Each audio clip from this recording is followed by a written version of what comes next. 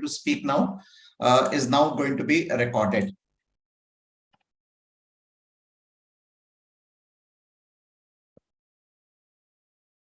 Good morning, good afternoon, good evening. This is Ashutosh once again with happy hours of coaching session. And once again, welcome you all for this session. Today's topic is about risk-based testing strategy.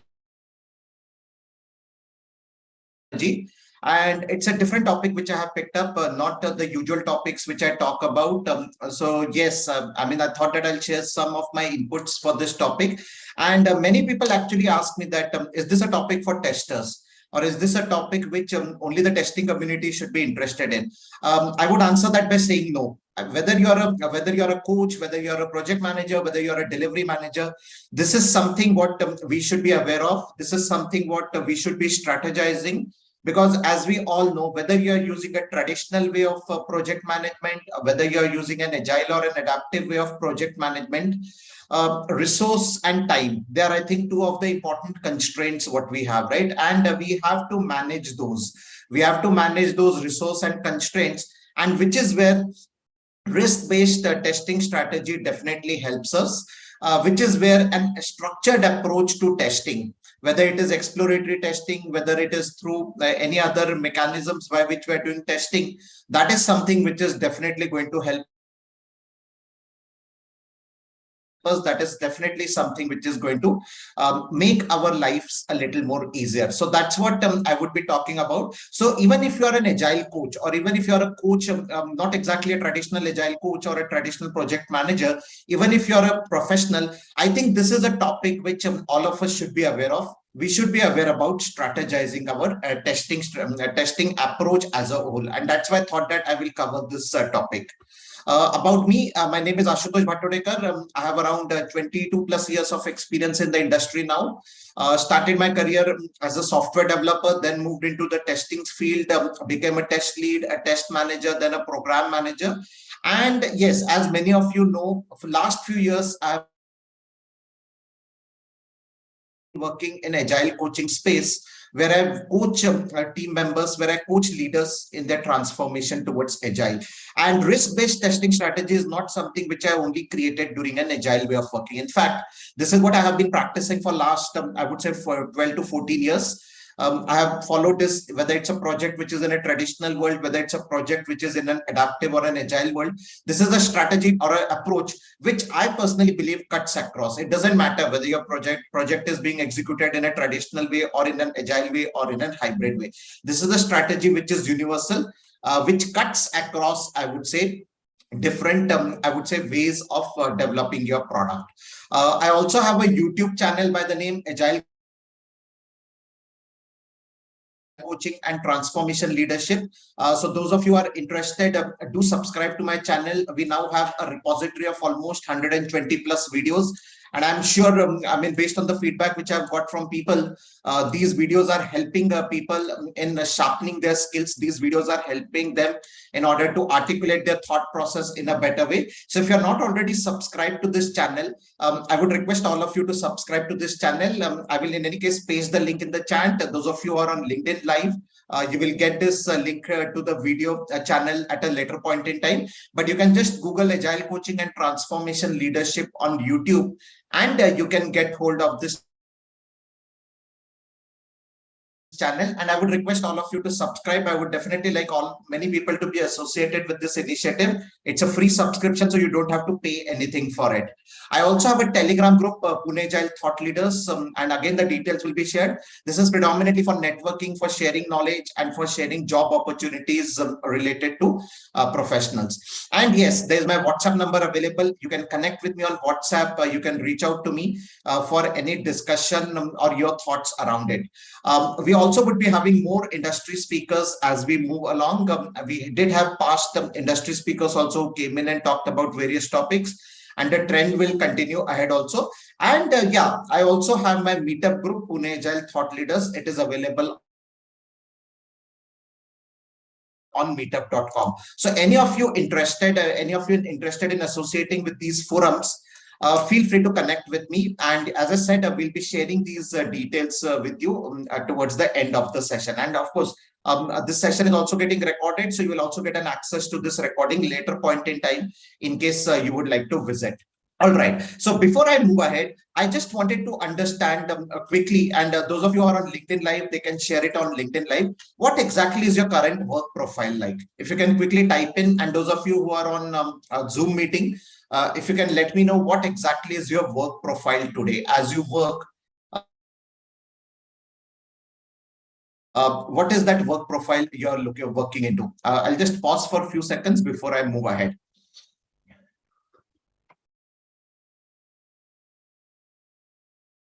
Yeah, those of you who are on Zoom, you can just type in your work profile, and that would really help me to understand you in a better way.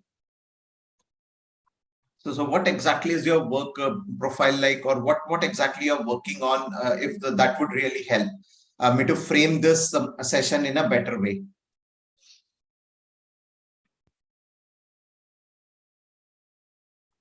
Yeah, if you can just type in that, that would be great. You can use a chat option. There's a chat option available, and you can put it on there through the chat option.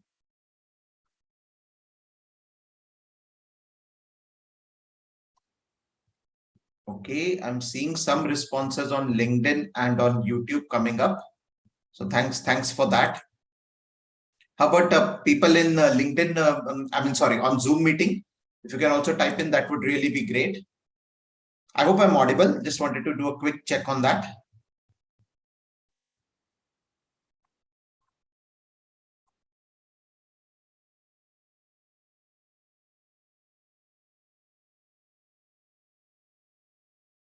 Okay, so thanks a lot. Okay, so delivery manager, okay, working with product teams, fair enough. Yeah, and that's what the question comes, right? I mean, is this something which only testers should be worried about? Or is this something which even as a delivery manager, a project manager, an agile coach, is the risk-based testing strategy something which I should be also be interested to know, or I should be aware about it, right? I think that's something which we all are excited for. Yeah. So thanks for sharing your inputs, and do continue to share your inputs as we go along. And yeah, so with that, let us move ahead and deep dive into the topic of risk-based testing strategy. Now, I would say that any engagement you take, any organization or any engagement you take, it will have a strategy, right? It will have a testing strategy, whether it's a traditional software model, as I said, whether it's some risk exploratory testing, whether it is agile testing, there will be a strategy sandbox what you will have to create. And over the years, what I have experienced is that this strategy sandbox is nothing but those 7 fundamental testing principles. I think those of you who are from the QA background, those of you who are from testing background, know these fundamental testing principles, right? One major misconception we have is we think that testing is going to eliminate defects, which is wrong, which is not the principle. The principle is that testing shows you presence of defect. It doesn't show you absence of defect. Okay, so that is one of the fundamental principle of testing. So whatever strategy you apply, it has to be aligned with these 7 key principles of testing. The second principle is exhaustive testing is impossible. Believe me,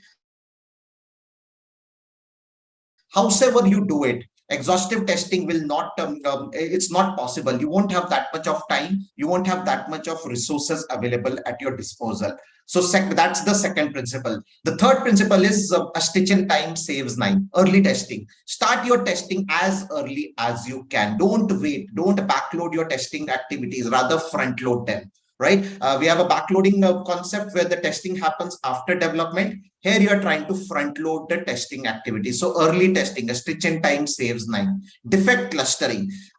This is over the years, and I'm sure many of you would have experienced this. There are few areas of the application where there's a concentration of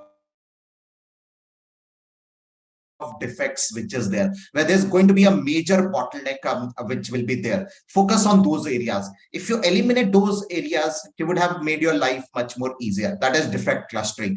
Then testing is context dependent. One of the key principles is that whichever application you are using, your testing strategy has to be aligned with that.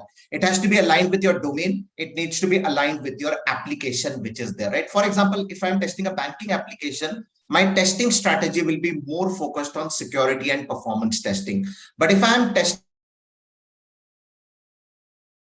let us say, a game application, it will be more on performance, and it will be more on basically UI graphics, right? User interfaces, etc.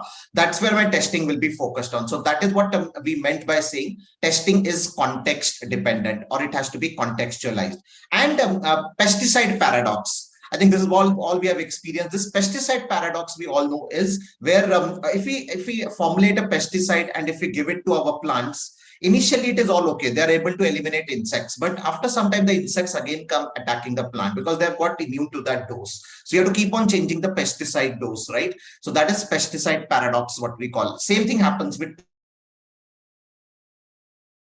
testing. Your testing areas, your testing approaches have to be constantly designed and redesigned in order to attack the root cause of the problem, right? In order to identify defects across the root areas, right? And last but not the least, we have absence of error fallacy. Absence of error fallacy is one of the major blunders which a team can make. Just because my test report says that everything is clean doesn't mean that my customer is going to accept a product. There could still be that one or two reasons as to why the customer is not accepting your product. There could be some reasons as to why customers are not inclined to go ahead and accept your product. It could be that it is not meeting the requirement, or it could be that you're too late. You're too late for the delivery, that a customer is no longer interested in using that product, or he wanted that product yesterday and you are giving that product today. So that basically is absence of testing fallacy, what we call it, right? That is what comes in under the absence of testing fallacy, what we have. Yeah. So as I was saying, any testing strategy, what you have, any testing approach what we follow, we need to align it with these 7 key principles of testing, which are called as the fundamental principles of testing. Those of you who have done ISTQB certification would be already aware of these, right? 7 principles of software testing, which is there. And of course, my strategy sandbox will be a combination of different testing strategies. It could be exploratory testing, it could be ad hoc testing. And by the way, there's a difference between exploratory testing and ad hoc testing. We tend to think in same parlance, but there's a difference. Okay. Then agile testing approaches, experience-based testing techniques, where you rely on less number of formal test cases being there and more on the experience of the tester, or a risk-based testing strategy, or our traditional software development testing strategies. It has to be a blend. So what we are going to create is a mocktail out of it. My testing strategy sandbox is nothing but a mocktail, which will have the different things. It will have a fruit, it will have yogurt, it will have basically mint leaves, it will have ice in it. So it's a mocktail what will be created as a part of this exercise which will be there. Okay, so that is the testing strategy which we have, or that is the fundamental testing strategy which will be formulated in your test strategy sandbox, or that is what will be coming in as a part of the strategy sandbox as such. All right, let us move ahead further. So what we know so far is organizations invest a lot of energy, they invest a lot of effort in identifying the right set of testing strategy. And if I look at this diagram, if I look at this interesting matrix which is there, on x-axis is the impact of testing on a scale of low to high. And on y-axis, we have the level of documentation from high to low. Okay. Now, if you look at quadrant one is the traditional approach which most of us as test strategists follow. We have heavy documentation. We write big, bulky test plans, test cases, and all our testing activities are backloaded. So most of your time, out of 100 hours, nearly 75 to 80 hours goes in basically building up the process. I'm not saying building the process is bad, but there has to be a leaner approach. There has to be a lightweight approach of doing it. But unfortunately, what happens is we tend to actually backload it. We tend to actually backload it in such a way that all our activities consume a lot of time in the real meat is missing, what I would say. Okay, we spend too much time in preparing something which we don't need to spend that much time, right? At the end of the day, what is important is impact. What is important is the value which we are going to our business. That is the traditional approach in that first box which is there. Now what we have to do is we have to somehow shift our gears from the first quadrant to the top left, top right corner, which is there, where the process has to be light, but the impact has to be higher. So the more focus has to be on exploratory testing, more focus has to be on execution activities, more focus has to be on experience-based testing techniques. So that's the journey which you have to traverse. Now, while doing this, while traversing this journey, if you go here, then obviously it's a problem. This is, I would say, a dead end, or this is a, I would say, not a right place to be in, where your level of documentation is also low and the impact is also very, very minimalistic, right? The impact is minimal and the level of documentation is low. Again, if you look at this red color box, which is here, you might still want to do this where the testing impact is higher, but the level of documentation is also higher. And this is what you need for safety critical applications. What are safety critical systems or safety critical applications? Safety critical applications are those applications which involve a human interface, like your electronic, medical electronic devices, or your air traffic control software. So those are your safety critical systems which are there, right? So you need to maintain that documentation. You cannot say that I will have a very minimalistic documentation for those systems, because it is mandatory, right? There's a regulatory requirement for which we need those documentation, right? Or a system of systems kind of an application. What is system of systems? Multiple systems interacting with each other, multiple systems coming up with each other. That is a safety of safety systems which are there. And multi-component integration, right? Where you have multiple hardware, software, firmware interacting. Typically, our home automation systems which are there, right? There's a hardware element, there's a software element, and there's a firmware element, which basically acts as a communicator between the hardware and the software. So for such systems, yes, the testing impact will be higher. The level of documentation would also be higher. But you have to see if we can move our testing activities to this level. This is the sweet spot.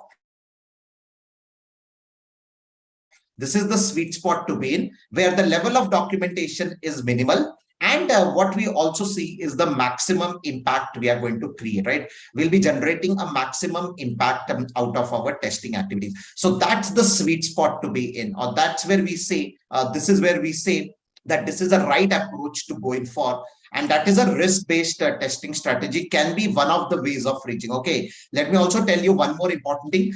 Risk-based testing strategy is not the only way by which you can reach the lean approach. There are different approaches also by which you can reach, but definitely risk-based testing strategy or an approach is one of the ways by which you can reach that area which is there, which is on the top, which we have, right? So that's what we need to understand, or that's what we would need to remember. The overarching objective or the overarching approach is to reach from a state of a traditional approach to a lean-based approach, which is there. Now, what I'm going to show you is some of the ways in which it can be done. Now, when I conduct a risk-based testing workshop, one of the interesting case studies I give to my participants is this case study. And any guesses what exactly this case study could be for? What exactly this case study would be all about? Any guesses on this? Anyone in the room here? If you would like to guess on this.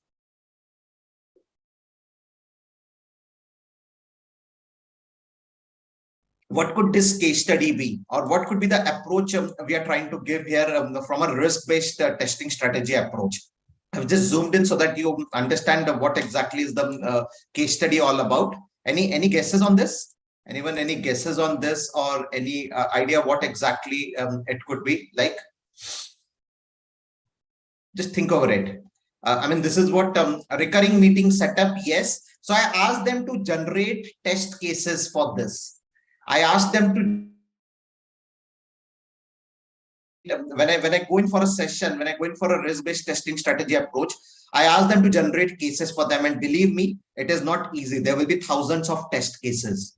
You may not imagine, but there will be thousands of test cases. So first of all, you can set up a meeting daily. You can set up a meeting on a weekly basis, a monthly basis, and a yearly basis. Within daily, weekly, monthly, yearly, there are multiple options available. Recur every 1 day or every 1 week or every 1 month. Which days you want a meeting to be. Start with end date, no end date, end after 20 occurrences, 10 occurrences, end by a specific date. There'll be a lot of permutations and combinations. I don't know if anyone of you have seen this feature in Outlook or any other mail software, whichever you are using. There's one more interesting thing. Monthly, you have an option of third Wednesday of a month, fourth Wednesday of a month, fifth Saturday of a month. You can set it up. And then, of course, we have this dynamics of not every month having 31 days. Some months have 30 days. And of course, that February conundrum of a leap year. So there are multiple combinations which are possible. And believe me, there are going to be minimum of 500, if not 1,000 test cases for this combination. Imagine you're developing a product like this. Will you get time to test 500 test cases? The answer obviously is no. You're not going to get time to test all these 500 combinations. So that is where you have to apply a risk-based testing strategy, which is what is this exercise which I give. So when I conduct a risk-based testing workshop, this is what I give them. This is what I give my participants to create a risk-based testing strategy and an approach which is there. Okay, so I just wanted to highlight something. And of course, one of the approaches can be a risk matrix. Based on for every module, you can identify what is the risk, what is the probability. So we all know that risk is a product of two things, right? Probability and impact. What is the chance of this product failing in the production? That is a probability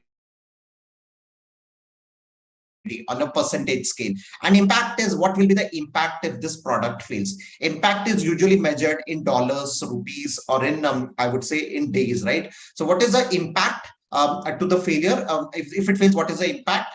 And what is the probability? What is the chance of this happening? And based on that, we get this tile, which is the intersecting tile, right? The probability impact matrix is going to give me this intersecting value. And based on that, we can decide which module of my application is more riskier, which module of my application is going to be less riskier. That is what I'm going to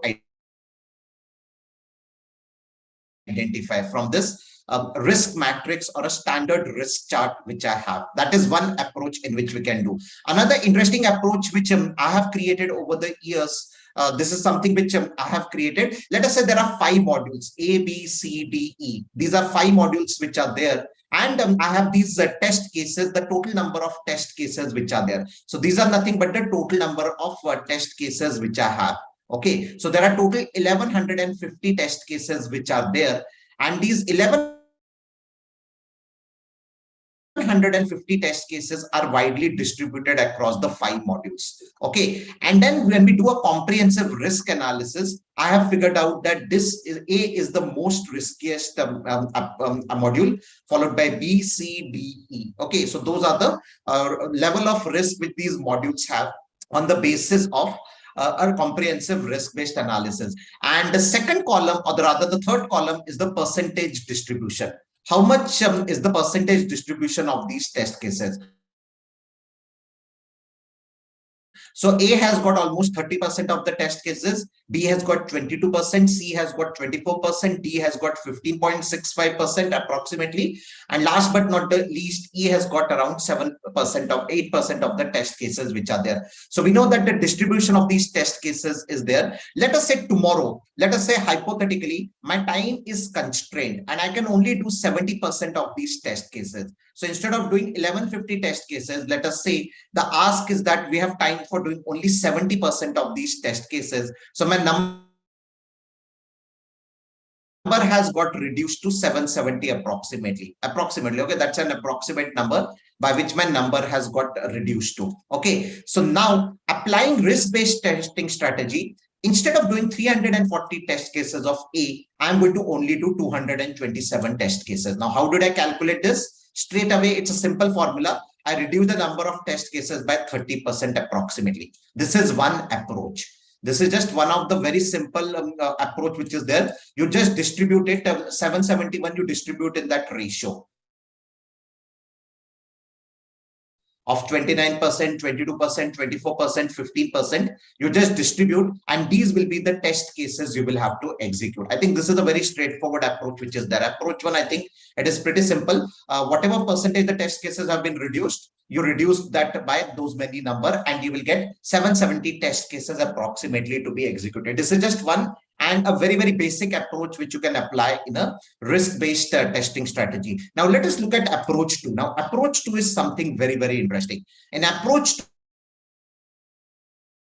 what strategy I have taken is, because A and B are the most riskiest modules, I cannot skip any of the test cases. So I have to execute these 700 test cases amongst A and B. Okay. So these are the, sorry, 600 test cases. I have to execute these 600 test cases between A and B. There is no leeway available. There is no, I would say, luxury available to skip any of the test cases. So now, if I have time for only 770 test cases, and if 600 test cases are going to be executed by A and B, the rest 170 have to be distributed amongst C, D, and E, which is what I have done here. I mean, this is again approximately, there is a rounding error which is coming up. So I have distributed them in a ratio which is almost similar. Okay, so I've distributed these test cases in a ratio which is similar. Of course, these numbers are a little incorrect here, so you can just ignore it for the time being. So instead of 280 test cases, I am going to execute 87 test cases. Now, how has this been arrived? How this has been, you are taking the contribution of 280 over this sum. So 280 divided by 280 plus 180 plus 90, whatever that percentage is, you distribute 170 in that percentage. So 87 upon 170 is equal to 280 upon the sum of 280 plus 180 plus 90. That is how I have distributed it. Okay. So 87 test cases for C, 56 test cases for D, and 28 test cases for D. So that's the ratio in which these test cases have come in. Again, there's no right or a wrong approach. There can be infinite number of approaches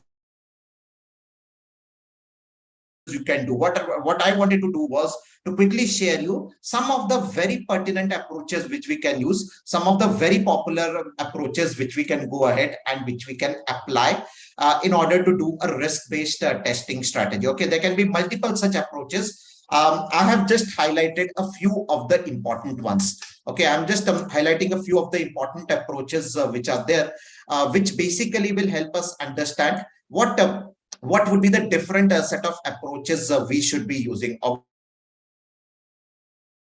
what are the different approaches we should be identifying for this. Okay, and the same logic I tell participants to apply for this Outlook example which I was just talking about. So I've just given you a few of the approaches which are there. Okay, now another interesting tool which is available is the very famous testing quadrant. This is by Lisa Crispin, and she has written a very good book on agile testing called Agile Testing by Lisa Crispin, and where she talks about it. In this, she talks about two important things. One is this very famous testing quadrant, and testing quadrant is I mean, she has divided the testing activities across 4 quadrants. X-axis, one is technology facing tests which support the team. Okay, and this one is business facing tests which critique the team or which critique the product. So if I am in quadrant 1, technology facing tests will be like unit test cases, component test cases, etc. So these are predominantly automated test cases, and they support the team because they identify the defect early. One of the fundamental testing principle, as I said, right? Early testing is one of the fundamental testing principle, what we say, right? So they identify the defects early. Quadrant 2 is business facing tests which support the team. Your user story test, your functional test, your prototypes, okay, simulations, etc. So those will be a mix and match of automated and manual. That is the blue color box which is there. Then number 3 will be completely manual, because these are business facing tests which are criticizing the product. Typically your UAT, SIT, or basically alpha beta test, exploratory testing, scenario based testing, etc. Those will come in quadrant number 3, which is there. And quadrant number 4 would be predominantly your technology facing tests which critique the product. Your performance test will come here. Your load testing, security testing, right? Stress testing. Those test cases will be here, and which will involve the usage of tools. So you're required to use the tools there. Now, approach 1 can be a very straightforward approach. I pick up all the quadrants in equal number, 25% for each of the quadrant. I think that is straight away mentioned there, right? Quadrant 1, 2, 3, 4, all 24. Okay. Now, if I want to go cloud wise, I mean, not the cloud. Okay. I'm not talking about Amazon cloud or the Google cloud here. Okay. Or AWS, right? Amazon Web Services.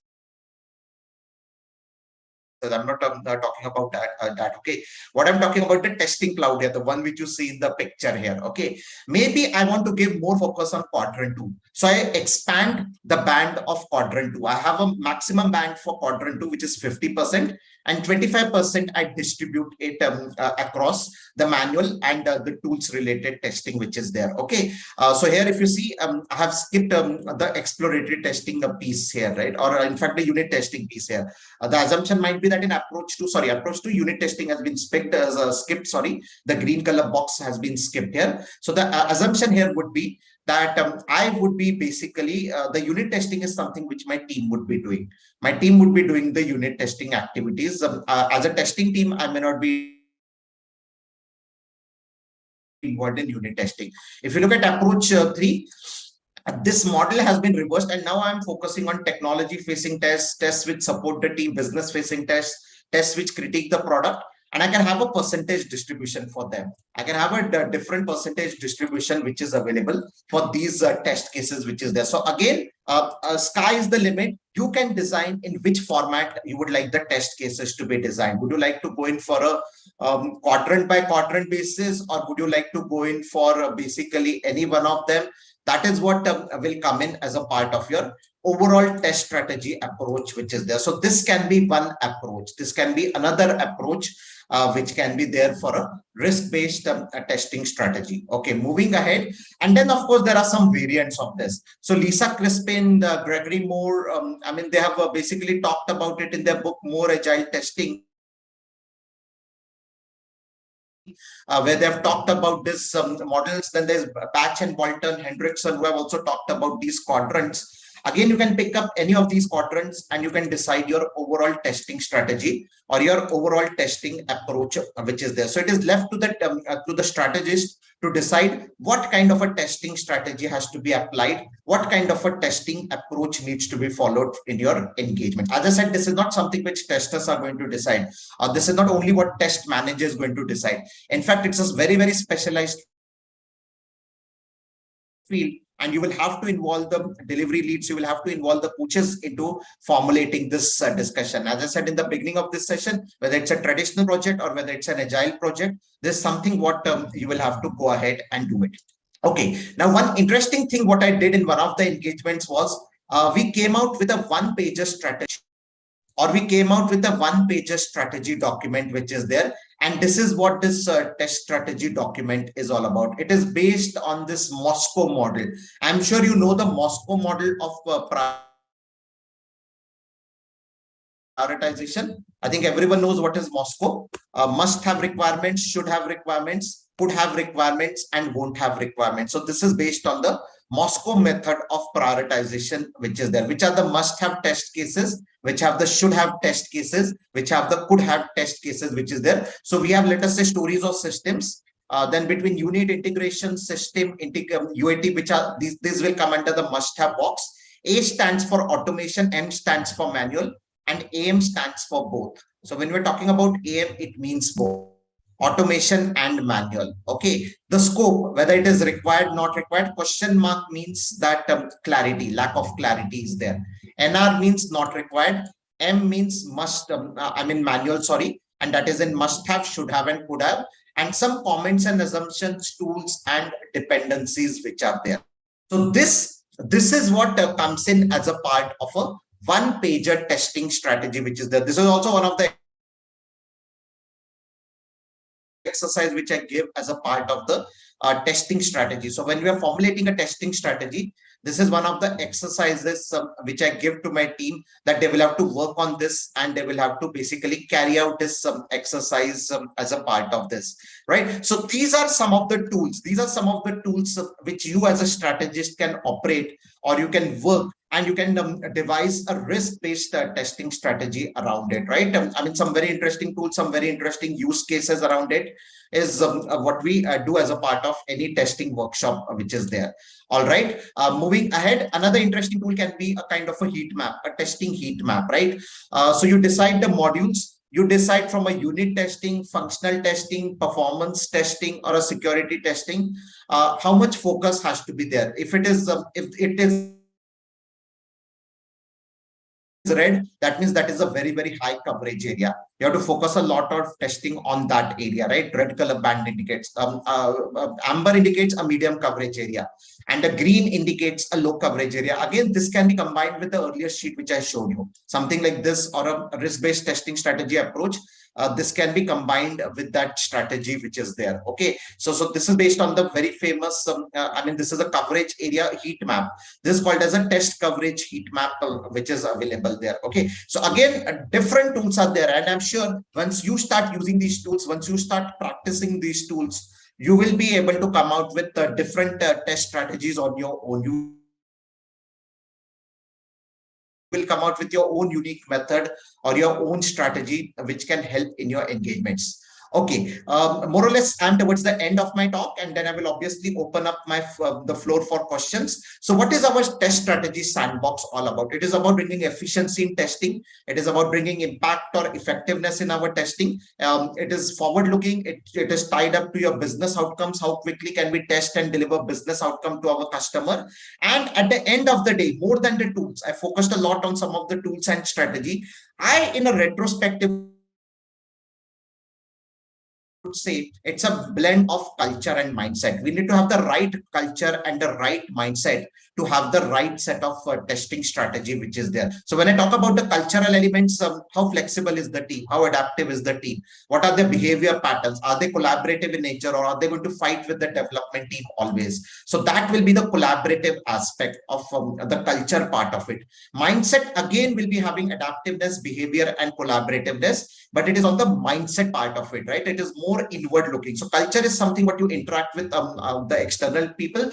Mindset is something what is more going to be internal, which is there. Okay, so this is I would say that the right testing strategy is something which is the blend of culture and mindset. The right culture and the right mindset is going to bring you the effective testing strategy. And again, there is no I would say formula for it. This is something as a test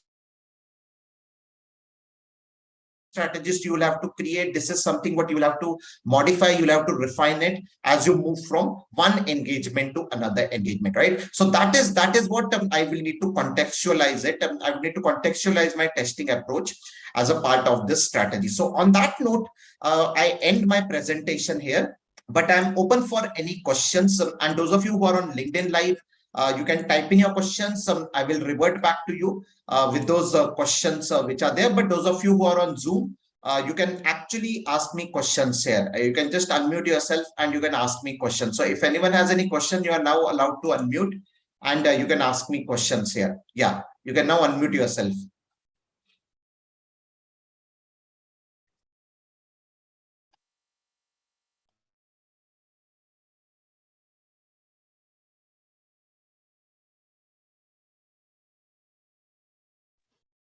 Hi, Ashutosh. This is Vishal. Can you hear me?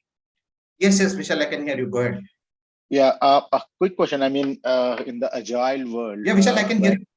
Yeah, what I'm saying is, like in the agile world, when we execute project using the agile, like either way it's a scaled or the Scrum or something, but the detailed test cases like user story wise or like the functionality wise, how it is useful, or I mean, what could be the right approach when we say like when we talk about the test cases?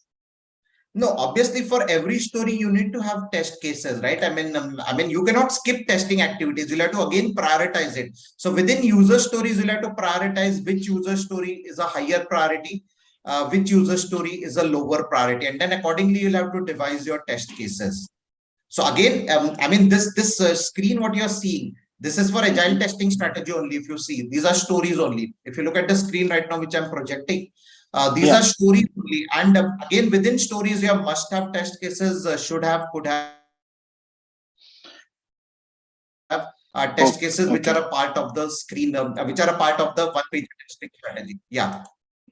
Okay. So regardless of whether my user story does have the acceptance criteria and the full description, but still the test cases we should have the test cases as far as the quality check is concerned. Yes, but why would your user story not have acceptance criteria? That is mandatory, right? I mean, that is as per the definition. No. No, no. What I'm saying, my user story does have it. What I'm saying my user story has the description and acceptance criteria. Still, I should create the test cases to check the quality. Yes, obviously. I mean, you cannot release something to the market without testing, no? Okay. No, I mean, it's sometimes it goes as a debate like it's agile, so we are testing user story by the acceptance criteria. Then why would we need additional test cases? So sometimes it always go in a debate mode. So that's why No, no, no. this question raised into my mind. So see, that depends on the maturity of the team also. If they can pick up the Yeah. test scenarios from the acceptance criteria, fair, can do it. But if they cannot pick up, then obviously you'll have to write the test cases. And obviously, this is more about a test strategy. This is not about writing test cases. This is entirely Yes. about the overall test strategy, what you will have to formulate. Yeah, and participants, feel free to turn on your camera. That would really be great. I would be more than happy to see you all. So, so you can feel free to turn your camera if that's okay from your side. Yeah. Any other question anyone has? Ashutosh, this is Parmeshwar here. Right. Yeah, Parmeshwar. Yeah, sorry, I would not be able to put on my camera since I'm not ready for it. But anyways, see, my question is in software world, okay, whether it is any product development or any small project or whatever it is, testing plays a very important role. And this topic really is helpful. But what I understand is, see, testing is not taken seriously in any of the projects or product development. They are given the last preference, in the sense Correct. Testing. put on to, yeah. Yeah. So what's your question? Sorry. See, my question is, see, what I'm seeing is, why is not testing put more priority? See, even at the development stage also, if a properly see, when we are talking about agile world, right? We have something called as BDD approach is there, TDD approach is there. Correct. But even the management says that we have to follow this. Okay, but what the concentration will be always on delivery part.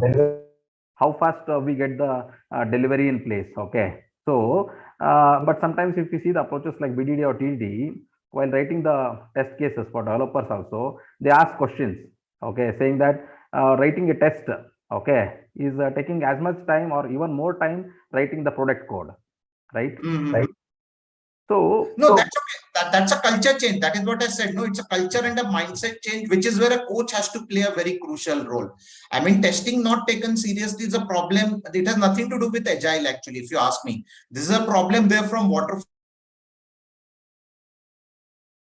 days. It has been there for last 20-25 years that first of all, we will do testing at the end. We will do execute all the test cases towards the end of the project. So it's a culture and a mindset problem, which is what I said, right? You'll have to build that culture and a mindset. And that is where those fundamental testing principles, which I talked in the beginning of the session, that plays a very crucial role. You have to clearly demonstrate a value of early testing to your stakeholders. So again, that's a role of a coach. That's the role of a, I would say, a test strategist, that he or she will have to coach the teams, the leadership teams around it, that why testing has that importance. I would say it's more of a coaching role and a mindset role which needs to be done. Yes, I feel that is a very difficult thing to achieve currently. Means most of the time it goes unnoticed, and their concentration is only on delivery thing, right? Somehow No. See, so tell me one thing. Would you buy a TV which has not been tested, right? Obviously, it will be a huge backlash, right, in the market. You buy a TV from a reputed manufacturer, and then you come to know that it has not been tested, right? Obviously, the reputational risk, I always say this, the reputational risk is what has to be highlighted to the management. Today, you might cut corners and release product in the market, but tomorrow the reputation, see, my manager is not going to be there to face that backlash, right? So you have to basically coach the teams. You have to coach the leadership team. Who's going to take that backlash, right? We know a lot of examples where a product was completely bad, right? We know car recalls happening. We know product recalls happening. So ultimately, that's what I said. That is where this is not a topic for testers. This is a topic for coaches to actually coach the leaders, the team, as to why the importance of testing is. So this is in a way, not in a way, this is in fact related to your coaching. Correct. Yeah, I agree. Stances what you take to highlight the importance of testing in the real world. I mean, that's where I would say it's the role of a coach of what comes into play here. Okay. Yeah. Anyone else? Any questions?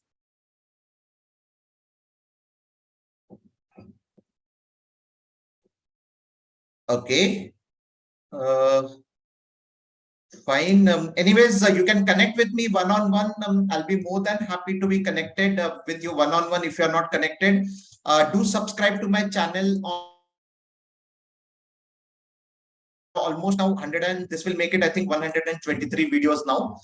So do connect on YouTube. If you're not a subscriber, I'm sure the videos will benefit you.